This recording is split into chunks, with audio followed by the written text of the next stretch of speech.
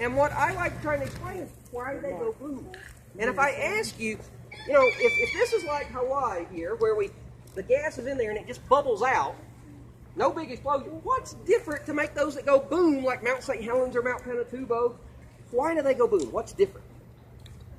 Like, it's like probably because like it's probably because of the environment around it. Not the environment around it. Can you be quiet though, y'all? I think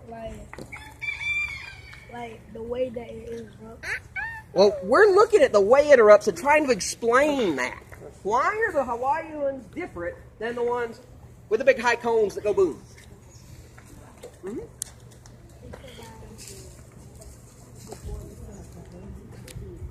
Well, we have both kinds of eruptions around those places where tectonic plates come together and pull apart. There's something that's going on, though, that you just don't hear about that often. It's really simple and really simple to show you. It turns out, does somebody have an idea about why we get those explosions? Okay, thank you for saying that. Right? Pressure. That's what you often hear. Pressure builds up. I mean, we've all done the experiment where you take your Coke bottle, or maybe not the experiment on purpose. Don't mess you take your Coke bottle, shake it up, got all those bubbles, and pour the top off, and boom, right? If that's all there was to a volcanic eruption, we would have some great, glorious volcanic eruptions, and then not a whole lot to look at. But volcanic eruptions like that are really pretty to look at. They're dangerous, obviously, but they're really pretty to look at because we don't just have boom and then it's over. What do we have after that boom? And sometimes we don't even have the boom. You may not think about that, but a lot of times we don't. We just have that ash going up in the sky. And it's driven up there for hours and days and weeks. And there can be, but there's not usually another boom. What gives that energy to make that keep going up in the air for all that time? There's got to be energy from somewhere. Where's that energy come from? So to show you that, we kind of have to think about this not as water, but I need your imaginations to think about it as a really sticky magma or lava. Not the kind in Hawaii, but this different kind of rock that's stickier, that comes out and makes these big cones. You know, there's actually less gas in those eruptions than in Hawaii. It's actually about 10% as much gas, but yet they still go boom. It's all about how gas moves. And if gas has a small amount of gas has a difficult time moving, different things happen.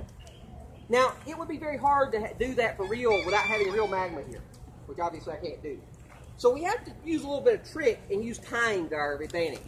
We have to say, okay, I know that's really fluid, but can I get a gas in there that's going to not be able to move very fast, kind of be unhappy for a short period of time?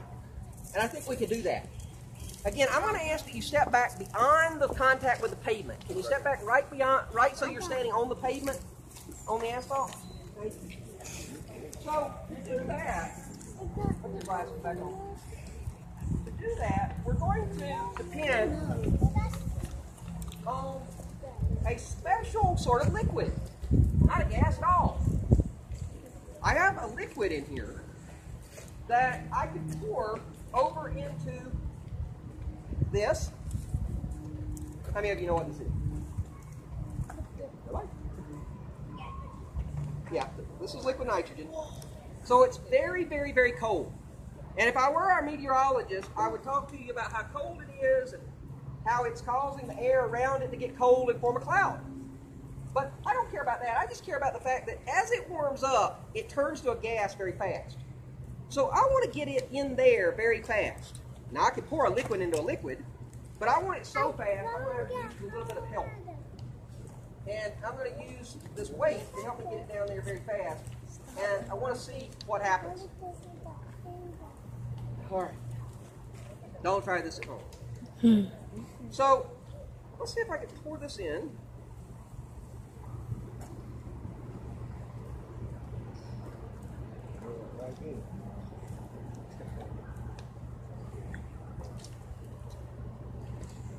Don't ever put gas of any kind under pressure like this and then cap it.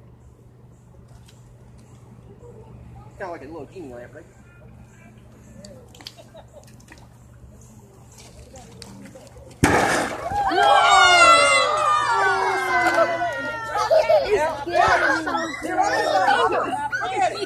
Yeah, I caught that on camera. I caught that on camera. I caught that on camera. I caught that on camera. It's not the bottle blowing open I'm worried about. Notice how fast those bubbles are forming. Those bubbles are forming fast enough, just like they would in a sticky magma, that they can actually build up kind of super bubbles. Cody, it's hot. And you have nitrogen explosions there, just like you Are have. you gonna take a picture of it? Carbon dioxide, sulfur dioxide explosions in a volcano. So it's bubble formation that is the cause of these volcanoes erupting and the driving force to sustain them erupting. Bubble nucleation. Not chemistry, not craters blowing up. Bubbles. That's also where the ash comes from. Think about blowing those bubbles here in a few months when you get out those ones and you're outside on a hot day and you're blowing bubbles. Those bubbles have soap on their skin, right? And what happens with the bubble pops? The soap goes flying everywhere.